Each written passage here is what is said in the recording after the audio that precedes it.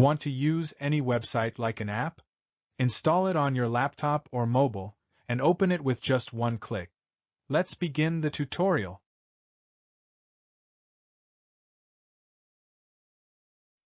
In Google Chrome, go to the website you want to install as an app.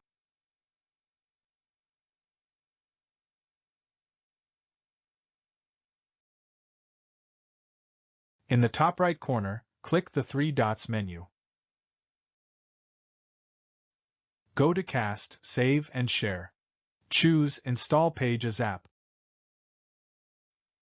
Optionally rename, then click Install.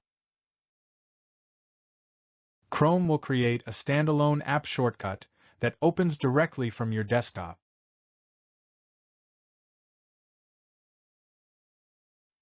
Open the Chrome Apps page. Right-click the app and choose Uninstall. Select Remove this app data from Chrome, then click Uninstall.